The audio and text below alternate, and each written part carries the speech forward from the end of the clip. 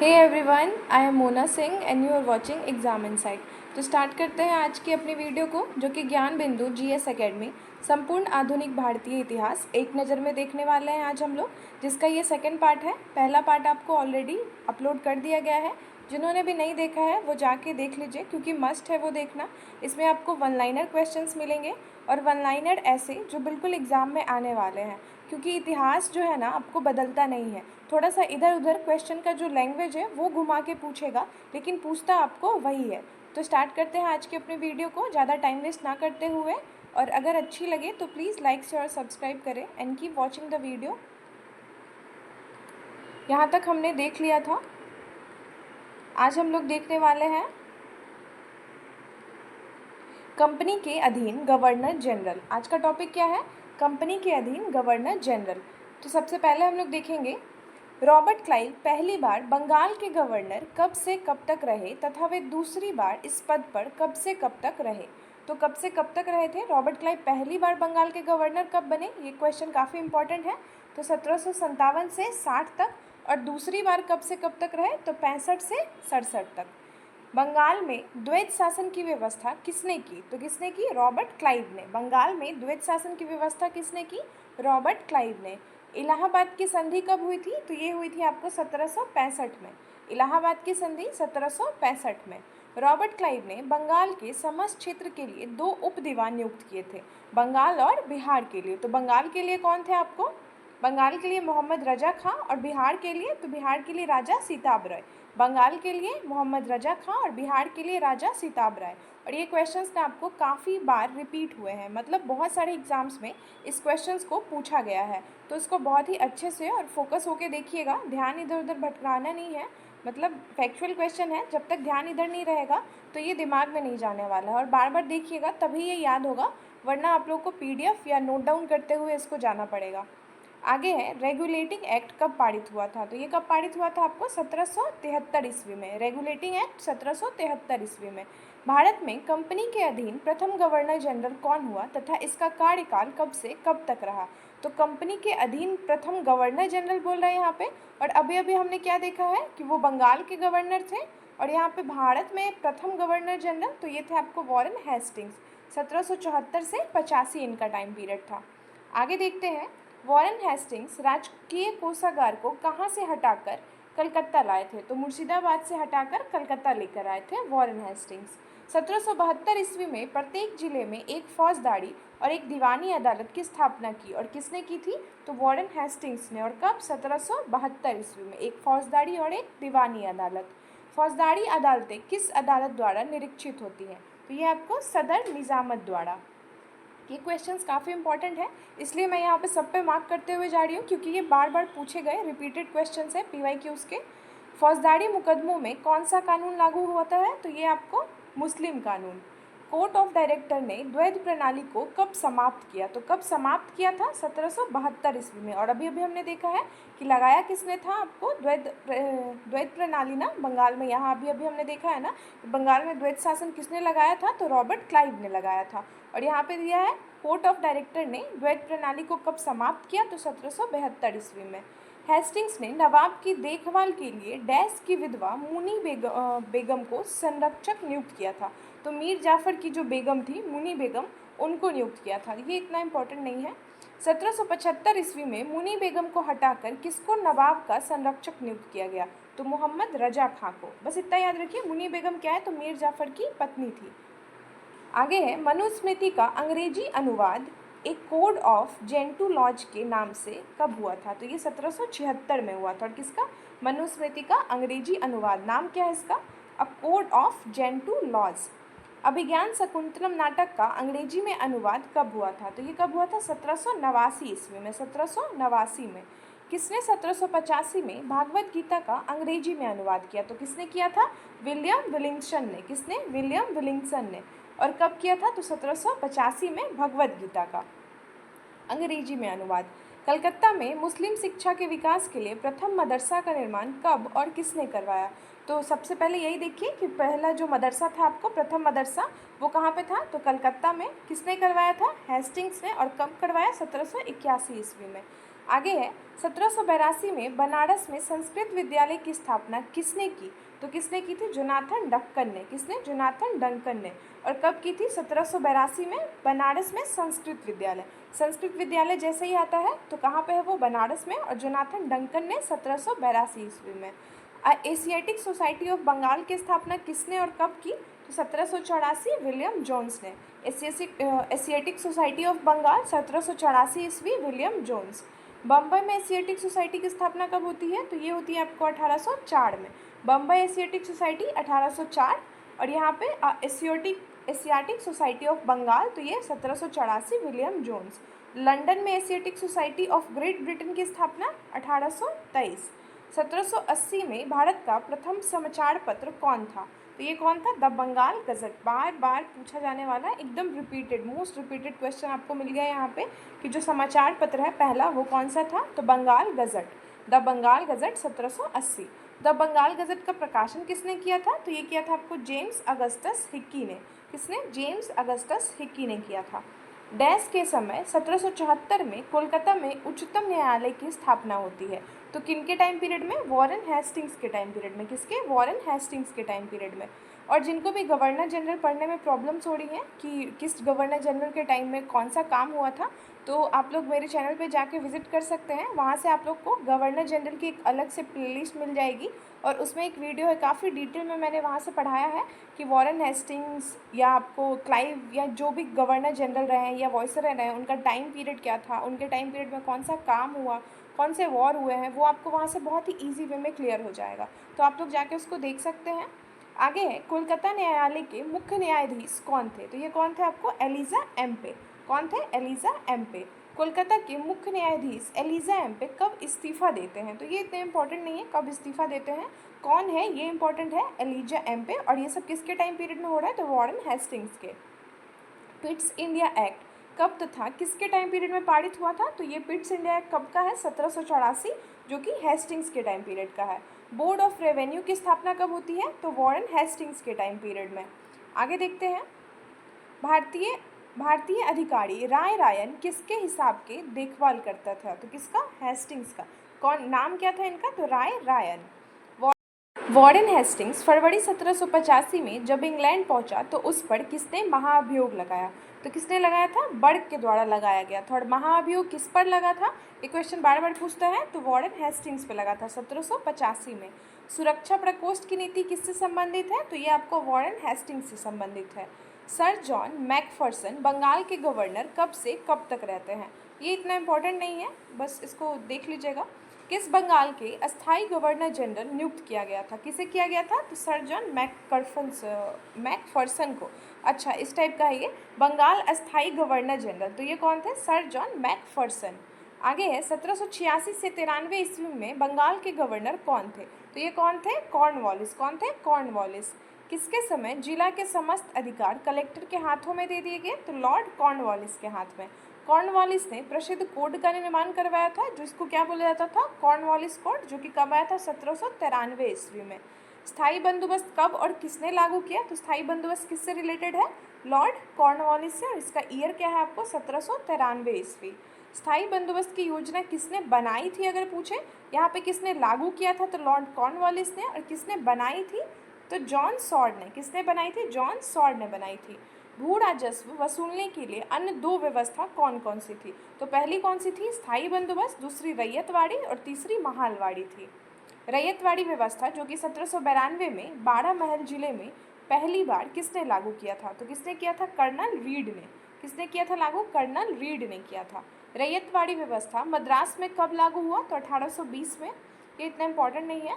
रैयतवाड़ी व्यवस्था को चलाने के लिए मद्रास के गवर्नर किसे नियुक्त किए गए थे? तो किसको? मुनरो को। किसको? मुनरो को। रैयतवाड़ी व्यवस्था बम्बई में कब लागू होती है? तो 1825 में। और महालवाड़ी व्यवस्था कब प्रारंभ होती है? ये इंपॉर्टेंट है, 1822 में। महालवाड़ी 1822 में। और महालवाड़ी के जन्मदाता कौन है? तो हॉल्ट मैकेंजी। कौन है? Holt Mackenzie. प्रारंभ में महालवाड़ी व्यवस्था में लगान उत्पादन का डैश भाग तथा बाद में डैश भाग घटाकर कर दिया गया।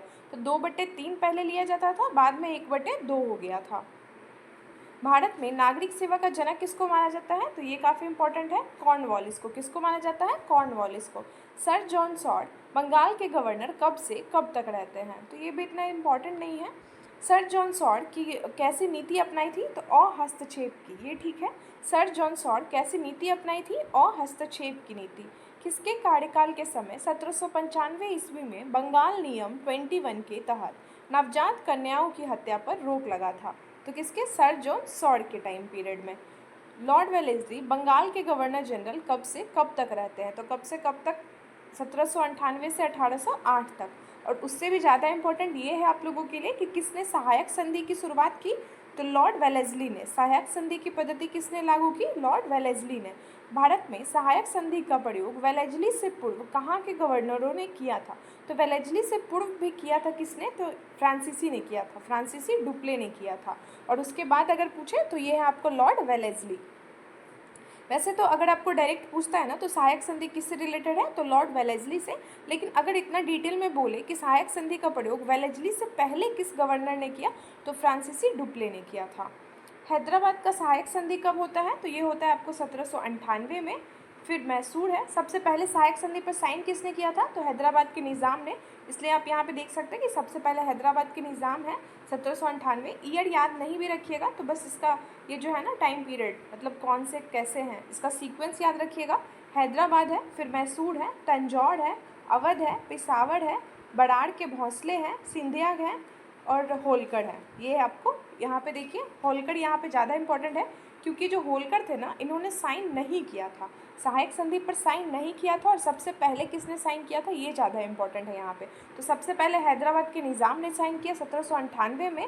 और साइन नहीं किया किसने? तो होलकर ने नहीं किया। इंदौर के जो होलकर थे उन्होंने सहायक संधि पर साइन नहीं किया था। और अवध ने कब किया था? तो 1801 में। ये भी इतना इंपॉर्टेंट नहीं है, बस यही हैदराबाद के जो निज़ाम है सबसे पहले, और होलकर ने नहीं किया था। टीपू सुल्तान किस आंग्ल मैसूर युद्ध में मारे गए थे? तो टीपू सुल्तान की मृत्यु कब होती है? 1799 में, जो कि चौथे आंग्ल मैसूर युद्ध के टाइम में होती है।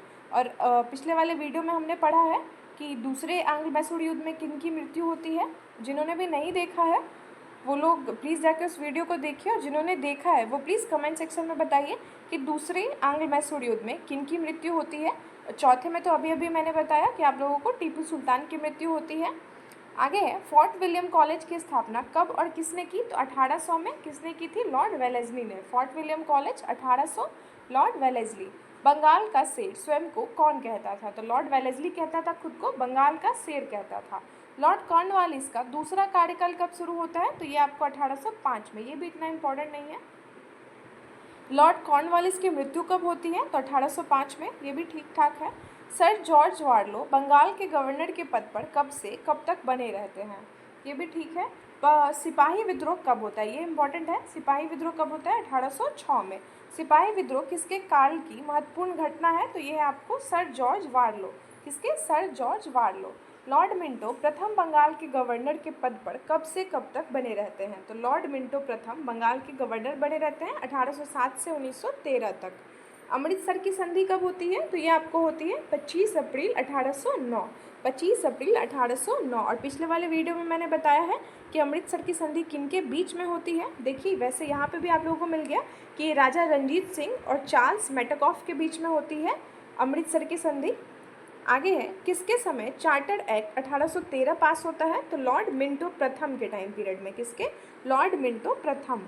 लॉर्ड हेस्टिंग्स बंगाल के गवर्नर के पद पर कब से कब तक रहते हैं? तो ये आपको 1813 से 1823 तक रहते हैं। लॉर्ड हेस्टिंग्स के समय आंग्ल नेपाल युद्ध कब हुआ था? तो आंग्ल नेपाल युद्ध कब हुआ? तो ये आपको हुआ था 1814 से 16, जिसको सुगौली की संधि है ना, यहाँ देखिए मिल गया। सुगौली की संधि कब होती है? तो मार्च 1816 में। ये आपको आंग्ल नेपाल युद्ध से रिलेटेड है, सुगौली की संधि। और युद्ध कब हुआ था? आंग्ल नेपाल युद्ध 14 से 16 लॉर्ड हेस्टिंग्स के टाइम पीरियड में। और सुगौली की संधि तो मार्च 1816 में। किस संधि के तहत आंग्ल नेपाल युद्ध खत्म होता है? तो देखिए अभी अभी मैंने बताया आप लोगों को कि संगौली की संधि है।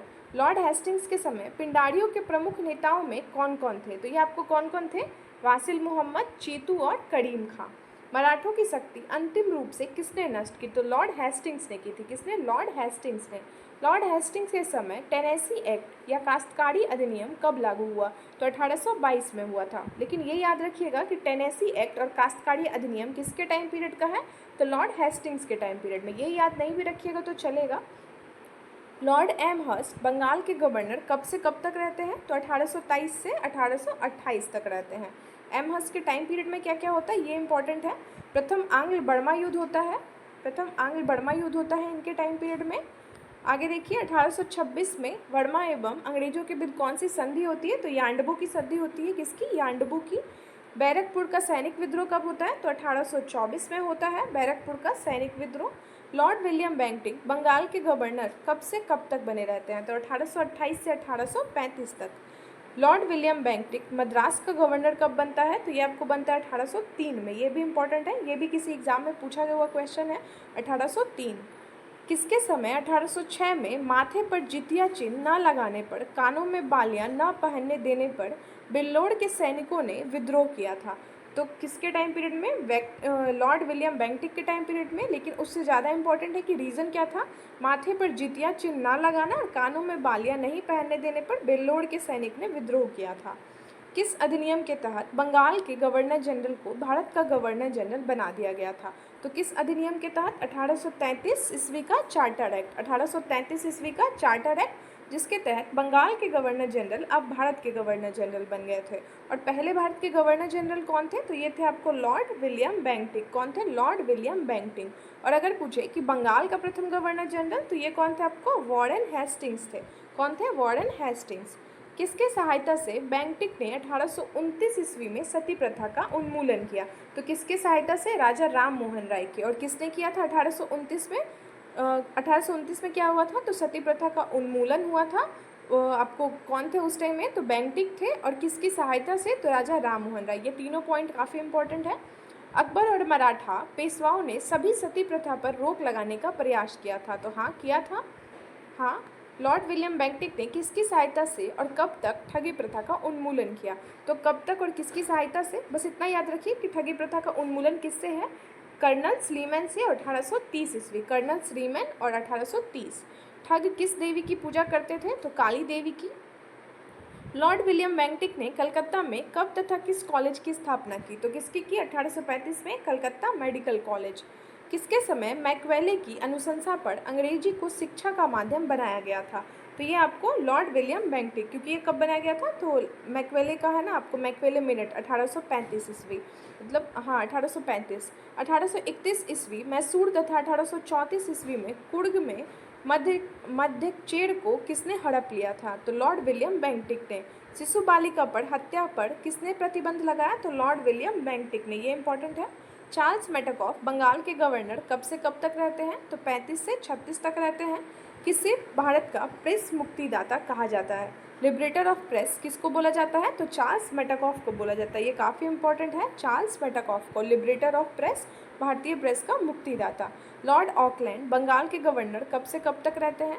ये इतना इंपॉर्टेंट नहीं है, लेकिन इनके टाइम पीरियड में क्या हुआ ये ज़्यादा इंपॉर्टेंट होता है कि प्रथम आंग्ल अफगान युद्ध होता है इनके टाइम पीरियड में 1839 से 42 में। कलकत्ता से दिल्ली ग्रांड ट्रंक रोड का मरम्मत ऑकलैंड करवाते हैं। बनवाया किसने था? तो शेरशाह सूरी ने। और ग्रांड ट्रंक रोड की मरम्मत किसने करवाई? तो ऑकलैंड ने करवाई थी। ऑकलैंड के समय ही भारतीय विद्यार्थियों को डॉक्टरी की शिक्षा हेतु विदेश जाने की अनुमति किस संसद ने प्रदान की थी? तो ब्रिटिश संसद ने प्रदान की थी। किसने? ब्रिटिश संसद ने।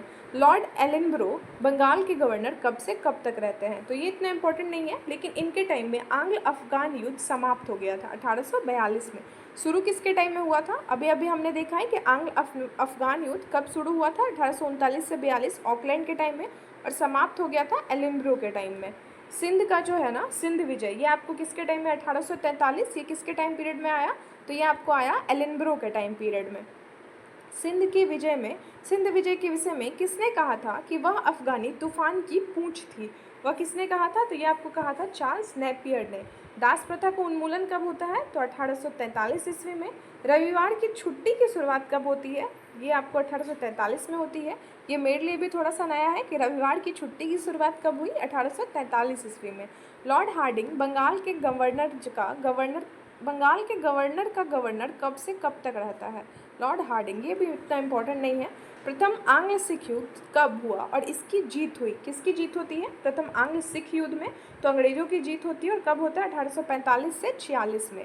नर बलि प्रथा पर किसने रोक लगाया? ये काफ़ी इंपॉर्टेंट है। लॉर्ड हार्डिंग ने। नर बलि प्रथा लॉर्ड हार्डिंग ने रोक लगाया। लॉर्ड डलहौजी बंगाल के गवर्नर कब से कब तक रहते हैं? तो 48 से 56, ये इतना इंपॉर्टेंट नहीं है। द्वितीय आंग्ल सिख युद्ध के दौरान कितने युद्ध लड़े गए थे? तो ये आपको 3 युद्ध लड़े गए थे। प्रथम रामनगर का युद्ध कब हुआ था? ये सब इंपॉर्टेंट है। प्रथम रामनगर का युद्ध, दूसरा चिलियावाला का युद्ध, तीसरा आपको गुजरात नामक युद्ध हुआ था। इसका ईयर क्या है? 48, 49 और 49। आगे देखते हैं, द्वितीय आंग्ल बर्मा युद्ध और डैश ईस्वी में लोअर बर्मा एवं पीगू को अंग्रेजों में मिला लिया गया, तो 1852 ईस्वी में। डलहौजी ने सिक्किम पर कब अधिकार किया? 1850 में। इनाम कमीशन की स्थापना कब होती है? तो ये होती है आपको 1852 में। डलहौजी के शासनकाल में उसके डैश सिद्धांत के कारण अधिक याद किया जाता है व्यापक सिद्धांत, जिसको डॉक्ट्राइन ऑफ लैप्स बोलते हैं। डलहौजी का डॉक्ट्राइन ऑफ लैप्स बोलते हैं। अंग्रेजी साम्राज्य में सतारा राज्य का विलय कब होता है? तो ये होता है आपका 1848 में। ऐसा पूछा जाता है कि डॉक्ट्राइन ऑफ लैप्स व्यापक सिद्धांत या हड़प नीति के तहत सबसे पहले कौन सा राज्य मिला लिया गया था अंग्रेजों में? तो आपको मिला लिया गया था सतारा। सतारा के बाद कौन सा? जैतपुर, फिर आपको संबलपुर, फिर बघाट, उदयपुर, नागपुर और उसके बाद आपको अवध मिला लिया गया था। अवध कब मिलाया गया था? 1856 ईस्वी में। बस ये याद रखिएगा। ये जो आपको टाइम पीरियड दिख रहा है ना, ये ईयर दिख रहा है, ये सब नहीं याद रखना है। सतारा सबसे पहले, तो 1848 में। सतारा के बाद अगर बोले सतारा, जैतपुर, संबलपुर, बघाट, उदयपुर, नागपुर और आपको सबसे लास्ट में कौन सा है? तो ये आपको 1856 में अवध को मिला लिया गया था। अवध का नवाब कौन था उस टाइम में? तो वाजिद अली शाह था। 1856 में वाजिद अली शाह था। 18वीं शताब्दी में अवध राज्य का संस्थापक कौन था? तो सआदत खान था। कौन था? सआदत खान। आगे देखते हैं, 1856 में किसके तोपखाने को मुख्यालय को कोलकाता से डैश स्थानांतरित कर दिया गया? तो लॉर्ड डलहौजी का जो तोपखाना था उसको कलकत्ता से मेरठ ले आया गया था।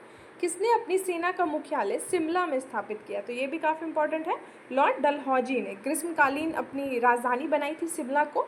भारत में रेलवे का जनक किसको माना जाता है? तो लॉर्ड डलहौजी को, जो कि आपको कब हुआ था? तो 1853 में हुआ था, मुंबई से थाने। पहली जो रेल लाइन है भारत में वो आपको बम्बई से थाने 1853 ईस्वी में। नया पोस्ट ऑफिस एक्ट ये कब पारित हुआ? 1854 में। पहला डाक टिकट अधिनियम 1854 ईस्वी में।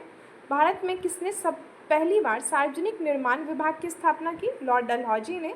कब तथा किसने एक स्वतंत्र विभाग के रूप में लोक सेवा की विभाग की स्थापना की? तो ये भी किसने की? लॉर्ड डलहौजी ने। किसके समय 1853 में कोलकाता एवं आगरा के बीच पहली बार बिजली से संचालित तार सेवा शुरू हुई? तो ये आपको लॉर्ड डलहौजी में।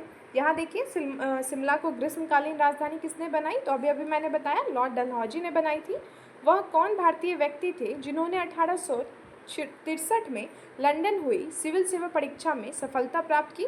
तो कौन थे? ये आपको पहले हैं सत्येंद्र नाथ टैगोर। सत्येंद्र नाथ टैगोर। कब इलाहाबाद एवं लंदन दोनों स्थानों पर साथ साथ सिविल सेवा परीक्षा का आयोजन किया जाने लगा? तो 1922 ईस्वी में। डलहौजी ने किस प्रथा को रोकने का प्रयास किया? तो ये इंपॉर्टेंट है, नरबली प्रथा को। लॉर्ड कैनिंग बंगाल के गवर्नर जनरल कब से कब तक रहे? तो 56 से 62 तक रहते हैं। भारत में कंपनी द्वारा नियुक्त अंतिम गवर्नर जनरल कौन था? तो ये थे आपको लॉर्ड कैनिंग, क्योंकि यही आपको भारत के फिर पहले वाइसराय बन जाते हैं। अंतिम गवर्नर जनरल भी यही हैं और पहले वाइसराय भी यही है। यहाँ देखिए, भारत के प्रथम वाइसराय भी यही हैं। किसके समय सबसे महत्वपूर्ण घटना सन 1857 का ऐतिहासिक विद्रोह होता है? तो ये आपको लॉर्ड कैनिंग के समय में होता है। आगरा में उच्च न्यायालय की स्थापना कब की गई तथा इसे इलाहाबाद में स्थानांतरित कब कर दिया गया? ये भी इतना इंपॉर्टेंट नहीं है। कैनिंग ने विधवा पुनर्विवाह अधिनियम स्वतंत्र रूप से लागू हुआ था, तो 1856 में विधवा पुनर्विवाह। भारत में पहला कानून विधवा कलकत्ता में कब तथा किसकी प्रेरणा और देखरेख में हुआ? तो ईश्वर चंद्र विद्यासागर। किससे रिलेटेड है? आपको विधवा पुनर्विवाह से। और किसके टाइम पीरियड में होता है ये सब? कैनिंग के टाइम पीरियड में। लॉर्ड कैनिंग के समय महालेखा परीक्षक पद का सृजन कब किया गया? 1857 में। भारत के किस अधिनियम के तहत मुगल सम्राट के पद को समाप्त कर दिया गया था? तो ये किसके कौन सा अधिनियम था? भारत शासन अधिनियम 1858। किसके द्वारा प्रारूपित दंड संहिता को 1858 में कानून बना लिया गया था? तो किसके टाइम पीरियड में? मैकाले के। कब अपराध विधान संहिता लागू की गई थी? 1859 में लागू की गई थी। इंडियन काउंसिल एक्ट कब पारित हुआ था? तो ये भी आपको इम्पॉर्टेंट है, 1861। पोर्टफोलियो प्रणाली कब आई थी? 1861 में। लॉर्ड एलिंगन बंगाल के गवर्नर कब से कब तक रहते हैं? तो ये इतना इंपॉर्टेंट नहीं है। वहाबी आंदोलन का दमन किसने किया था, ये इंपॉर्टेंट है आपको, लॉर्ड एलिंगन ने। और लॉर्ड एलिंगन की मृत्यु, ये भी इतना इंपॉर्टेंट नहीं है। लॉर्ड लॉरेंस बंगाल के गवर्नर कब से कब तक रहते हैं, नहीं जानना है कब से कब तक रहते हैं, क्योंकि इतना फैक्ट्स अगर याद रखिएगा ना तो दिमाग भी ब्लास्ट हो जाएगा। इतना फैक्ट्स याद रखना पॉसिबल नहीं है। जो बहुत ज़्यादा इंपॉर्टेंट है बस उसको ही दिमाग में रखिए, ताकि आपका रिवीजन भी हो सके और कुछ नया पॉइंट अभी लास्ट टाइम में पढ़ने को ना मिले। क्योंकि लास्ट टाइम में पढ़िएगा ना इम्पॉर्टेंट कि अरे ये भी इम्पॉर्टेंट है वो भी इम्पॉर्टेंट है, तो फिर काफ़ी कंफ्यूज हो जाइएगा और सब कुछ भूल जाइएगा। तो ये सब जो भी इम्पॉर्टेंट नहीं है मैं उसको बताना भी नहीं चाहती हूँ। आगे देखिए, भूटान ने ब्रिटिश साम्राज्य पर आक्रमण कब किया, ये भी नहीं। अफगानिस्तान के संबंध में किसने हस्तक्षेप की नीति अपनाई, ये इंपॉर्टेंट है, लॉर्ड लॉरेंस ने।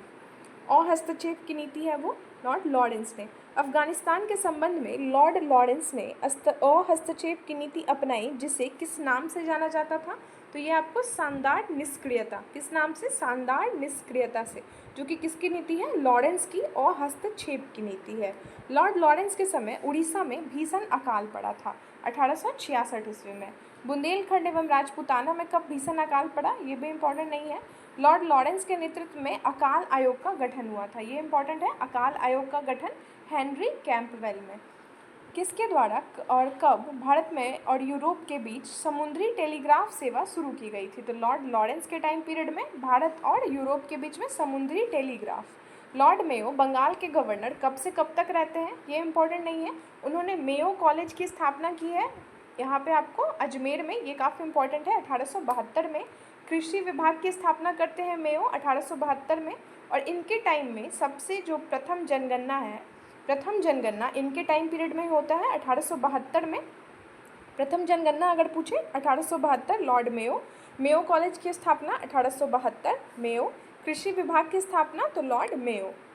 और इन्हीं की मृत्यु जो है वो आपको भारत के पोर्ट ब्लेयर में होती है, चाकू मारकर अफगान शेर अली अफरीदी कर देते हैं।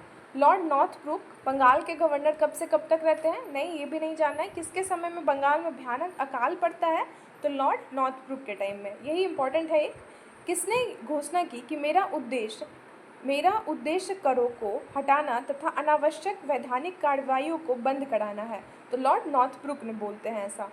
पंजाब के प्रसिद्ध कूका आंदोलन किसके टाइम में होता है, तो ये इंपॉर्टेंट है आपको, लॉर्ड नॉर्थब्रुक के टाइम में। किसके समय स्वेज नहर खुल जाने से भारत एवं ब्रिटेन के बीच में व्यापार वृद्धि होती है, तो लॉर्ड नॉर्थब्रुक के टाइम में। लॉर्ड लिटन बंगाल के गवर्नर कब से कब तक रहते हैं, ये नहीं जानना है हम लोगों को। जानना ये है कि लॉर्ड लिटन ने रिचर्ड स्ट्रैची की अध्यक्षता में अकाल आयोग की स्थापना करते हैं। ब्रिटेन की महारानी विक्टोरिया केसरे हिंद की उपाधि कब देती हैं, तो ये आपको देती हैं 1 जनवरी 1877 ईस्वी, जो कि किसके टाइम पीरियड का है, तो ये आपको लॉर्ड लिटन के टाइम पीरियड का है। और भारतीय समाचार पत्रों पर कठोर प्रतिबंध कौन लगाते हैं आपको लिटन, और हटाते कौन है, तो रिपन हटाते हैं, ऐसा याद रखिएगा। वर्नाकुलर प्रेस एक्ट किसके टाइम में आता है, तो ये आपको आता है लिटन के टाइम में। भारतीय शस्त्र अधिनियम किसके टाइम में पारित होता है, तो लिटन के टाइम में। किसने सिविल सेवा परीक्षाओं में प्रवेश की अधिकतम आयु 21 से घटाकर 19 कर दी, तो लॉर्ड लिटन ने की। 1857 में सिविल सेवा में शामिल होने के लिए वर्ष कितनी आयु है, तो यहाँ पे 23 वर्ष है। अच्छा, 1859 में सीमा घटाकर कितनी कर दी गई, 22 वर्ष। 1866 में 22 से 21, ये सब इतना इंपॉर्टेंट नहीं है। मुस्लिम एंग्लो प्राच्य महाविद्यालय की स्थापना किसने और कहाँ की, तो लॉर्ड लिटन ने की, और कहाँ की, अलीगढ़ में की। रिपन कब आते हैं, देखिए यहाँ पे आ गए, वर्नाकुलर प्रेस एक्ट को रिपील करते हैं, समाप्त करते हैं, मतलब कौन करते हैं, तो लॉर्ड रिपन करते हैं। और यहाँ पे है किसने सिविल सेवा में प्रवेश की अधिकतम आयु 19 से बढ़ाकर 21 कर दी। उन्होंने वहाँ पे क्या किया था, लॉर्ड लिटन ने आपको तो 21 से 19 किया था, और इनका सारा उल्टा किया, मतलब जो लिटन थे ना उनको नहीं, लेकिन हाँ रिपन को बहुत ही अच्छा बोला जाता है। रिपन के बारे में यहाँ आप लोग देख सकते हैं, वर्नाकुलर प्रेस एक्ट जो था उसको ख़त्म किया, 19 से फिर 21 को बढ़ा दिया गया आपको सिविल सेवा में आयु। किसने स्थानीय स्वशासन की शुरुआत करते हैं, तो कौन करते हैं, लॉर्ड रिपन करते हैं स्थानीय स्वशासन, लॉर्ड रिपन। स्थानीय स्वशासन संबंधी कानून कब बनाया जाता है, 1882 में। और किसके टाइम पीरियड में सबसे पहले सर्वप्रथम नियमित जनगणना करवाई जाती है, तो नियमित जनगणना किसके टाइम पीरियड में, 1881, लॉर्ड रिपन के टाइम में। और अगर पूछे कि प्रथम जनगणना, तो वो मेयो के टाइम में 1772 है ना, 1772। और यहाँ पे आपको सर्वप्रथम नियमित जनगणना 1881 में लॉर्ड रिपन में। हैदराबाद और राजपूतों को जनगणना में कब नहीं जोड़ा गया? 1881 में। भारत में प्रथम जनगणना कब होती है? तो 1872 ईस्वी में होती है। लॉर्ड रिपन के द्वारा प्रथम कारखाना, जिसको फर्स्ट फैक्ट्री एक्ट बोलते हैं, ये कब होता है? तो 1881 ईस्वी में। प्रथम कारखाना अधिनियम जिसको बोलते हैं। रिपन के समय में शैक्षिक सुधारों के अंतर्गत किसकी अध्यक्षता में एक आयोग गठित किया जाता है? तो विलियम हंटर की अध्यक्षता में। एल्बर्ट बिल किसके टाइम में आता है आपको? तो ये आपको आता है 1883 में। किस विधेयक के द्वारा श्वेत विद्रोह के नाम से जाना जाता है? तो एल्बर्ट बिल को जाना जाता है श्वेत विद्रोह के नाम से। आगे है, किसने लॉर्ड रिपन को भारत के उद्धारक की संज्ञा दी? तो किसने दी थी? फ्लोरेंस नाइटिंगेल ने। किसने दी थी? फ्लोरेंस नाइटिंगेल ने दी थी। लॉर्ड डफरिन बंगाल के गवर्नर कब से कब तक रहते हैं? तो 84 से 88। लॉर्ड डफरिन के टाइम में क्या क्या होता है, ये काफ़ी इंपॉर्टेंट है। तो ये आपको तृतीय आंग्ल बर्मा युद्ध होता है 1885 से 88। बंगाल टेनेसी एक्ट आता है, अवध टेनेसी एक्ट आता है और पंजाब टेनेसी एक्ट आता है लॉर्ड डफरिन के टाइम में।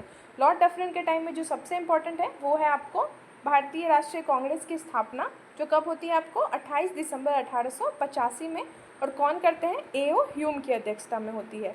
लॉर्ड लाउंसडेन बंगाल के गवर्नर कब से कब तक बनते हैं? ये इतना इंपॉर्टेंट नहीं है। डुरंड रेखा का निर्धारण किसके समय होता है? तो लॉर्ड लैंसडाउन के टाइम पीरियड में। और कमेंट सेक्शन में आप लोग ये बताइए कि डुरंड रेखा कौन से देश के बीच में आती है। आगे है दूसरा कारखाना अधिनियम, तो ये किसके टाइम पीरियड में? लैंसडाउन के। और प्रथम हमने देखा है कि लॉर्ड रिपन के टाइम में। सप्ताह में एक दिन की जो छुट्टी व्यवस्था है किस कारखाना में आई थी? तो ये आपको दूसरे कारखाना, जिसको सेकेंड फैक्ट्री एक्ट बोलते हैं, उसके तहत आई थी। लॉर्ड कर्जन बंगाल के गवर्नर जनरल कब से कब तक रहते हैं? तो 99 से 1905 तक रहते हैं। कर्जन ने भारतीय टंकन और पत्र मुद्रा अधिनियम कब पारित किया? तो 1899 में। कलकत्ता कॉरपोरेशन एक्ट कब बनता है? तो ये बनता है आपको 1899 में। कर्जन ने 1901 ईस्वी में किसकी अध्यक्षता में सिंचाई आयोग की स्थापना करते हैं? तो सिंचाई आयोग 1901 सर कॉलिन स्टॉक मॉनक्रिफ। कर्जन किसकी अध्यक्षता में रेलवे आयोग की स्थापना करते हैं? ये भी काफ़ी इंपॉर्टेंट है आपको, टॉमस मुंड्रो की अध्यक्षता में रेलवे आयोग की। कर्जन किनकी अध्यक्षता में पुलिस आयोग की स्थापना करते हैं? तो सर एंड्रयू फ्रेजर। पुलिस आयोग की स्थापना सर एंड्रयू फ्रेजर। कर्जन किसकी अध्यक्षता में विश्वविद्यालय आयोग की स्थापना करते हैं? तो कौन से हैं? Sir Thomas Raleigh. क्या है? रैले। एक रैले कमीशन भी आता है ना आपको, तो रैले कमीशन आपको आता है 1917 में आई थिंक। आगे है भारतीय विश्वविद्यालय अधिनियम कब पास किया गया था? 1904 ईस्वी में। ये भी काफ़ी इंपॉर्टेंट है, भारतीय विश्वविद्यालय अधिनियम 1904। कर्जन किसकी अध्यक्षता में अकाल आयोग का गठन करते हैं? तो ये करते हैं आपको सर एंटनी मैकडॉनल्ड में। सैन्य अधिकारियों के प्रशिक्षण के लिए क्वेटा में एक कॉलेज की स्थापना किसने की? तो लॉर्ड कर्जन ने की। किसने भारत में पहली बार ऐतिहासिक इमारतों की सुरक्षा एवं मरम्मत की ओर ध्यान दिया? ये इंपॉर्टेंट है आपको, तो ये किसने किया? लॉर्ड कर्जन ने। भारतीय पुरातत्व विभाग की स्थापना किसने की? तो लॉर्ड कर्जन ने की। किसके समय तथा कब सहकारी उधार समिति अधिनियम बनाया गया था? 1904 में, कर्जन के टाइम पीरियड में। आगे है किसने कृषि बैंक खुलवाई? तो किसने खुलवाई थी? कर्जन ने। कर्जन ने कब कृषि इंस्पेक्टर जनरल की नियुक्ति की? 1901 में। कर्जन के समय कब पूसा में एक कृषि अनुसंधान संस्थान खोला गया था? तो ये काफ़ी इंपॉर्टेंट है, जो कि कहाँ है आपको? पूसा में है कृषि अनुसंधान संस्थान 1905 में। और किसके टाइम पीरियड में? तो कर्जन के। पृथक गुप्तचर विभाग कब आया था? तो कर्जन के टाइम पीरियड में। विक्टोरिया मेमोरियल हॉल का स्थापना कब हुआ था? कर्जन के टाइम पीरियड में। बंगाल का विभाजन, ये भी आपको कर्जन के टाइम पीरियड में हुआ था 1905 ईस्वी में। 19 जुलाई 1905 को बंगाल विभाजन के निर्णय की घोषणा कहाँ की गई थी? तो घोषणा कहाँ पे की गई थी? शिमला में। और बंगाल विभाजन की जो घोषणा हुई थी वो लागू कब हुई थी? बंगाल विभाजन की जो योजना है वो लागू कब हुई, ये भी पूछता है। तो 16 अक्टूबर 1905 को। और घोषणा कब होती है? तो 19 जुलाई 1905 को। जहाँ कहाँ पे होती है? तो शिमला में। और लागू कब होता है ये? 16 अक्टूबर 1905 को। और कितने प्रांतों में बांटा गया था? तो 2 प्रांत में।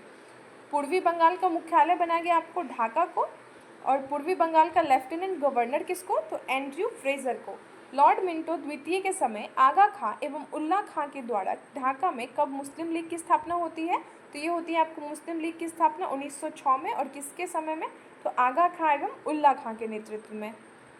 कब कांग्रेस के सूरत अधिवेशन में कांग्रेस का विभाजन होता है? तो सूरत अधिवेशन 1906। कब कांग्रेस के सूरत अधिवेशन में कांग्रेस का विभाजन हो गया था? तो 1906 में हो गया था। आपको 1907 बोलते हैं ना शायद सूरत अधिवेशन को, पता नहीं, यहाँ पे थोड़ा सा डाउट लग रहा है। 1907 बोलते हैं शायद सूरत अधिवेशन को। आगे है, आंग्ल एवं रूसी प्रतिनिधि मंडलों की बैठक कब होती है? 1907 में। समाचार पत्र अधिनियम कब आता है? 1908 में। बाल गंगाधर तिलक की राजद्रोह के आरोप में गिरफ्तार करके 6 वर्ष की सजा दी जाती है 22 जुलाई 1908 को। ये भी इम्पोर्टेंट है। गवर्नर जनरल की काउंसिल के सदस्य के रूप में किसे नियुक्त किया गया था? तो एस.वी. सिन्हा को। एस.वी. सिन्हा को। मुसलमानों के लिए अलग निर्वाचन व्यवस्था किस अधिनियम द्वारा किया गया था? तो मार्ले मिंटो सुधार अधिनियम 1909। मुसलमानों के लिए अलग निर्वाचन व्यवस्था, जिसको क्या है आपको, मार्ले मिंटो सुधार अधिनियम 1909। लॉर्ड हार्डिंग द्वितीय बंगाल के गवर्नर जनरल कब से कब तक रहते हैं? ये भी इतना इंपॉर्टेंट नहीं है। ब्रिटेन के राजा जॉर्ज पंचम भारत में किसके टाइम पीरियड में आते हैं? तो लॉर्ड हार्डिंग द्वितीय के टाइम पीरियड में। हार्डिंग द्वितीय ना दिल्ली में भव्य दरबार का आयोजन होता है 1911 में होता है आपको। भारत की राजधानी कलकत्ता से दिल्ली स्थानांतरित करने की घोषणा किसने की? तो लॉर्ड हार्डिंग ने की। दिल्ली भारत की राजधानी कब बनती है? 1912 में। लॉर्ड हार्डिंग द्वितीय पर दिल्ली में कब बम फेंका गया था और इस कांड में किसको फांसी हुई? तो किसको होती है आपको? बाल मुकुंद को। किसको होती है? बाल मुकुंद को। और टाइम पीरियड क्या है इसका? 23 दिसंबर 1912 को बम फेंका गया था। लॉर्ड हार्डिंग द्वितीय के समय प्रथम विश्व युद्ध भी शुरू हुआ था। और कब हुआ था ये? 25 जुलाई 1914 को। आज का ये वीडियो यहीं पे ख़त्म करते हैं। ये आपको काफ़ी फैक्ट्स हो गए हैं, तो एक ही वीडियो में उसको कवर करना आप लोगों के लिए भी थोड़ा सा डिफ़िकल्ट हो जाएगा याद करना। तो नेक्स्ट वीडियो के लिए वेट करिए and please keep watching the video. अगर अच्छी लगे तो लाइक शेयर सब्सक्राइब करें and do let me know in the comment section कि कुछ इम्प्रूव करना है या कहीं पे कोई मिस्टेक हुई है प्रोनाउंस करने में या कुछ भी। And thank you so much for watching.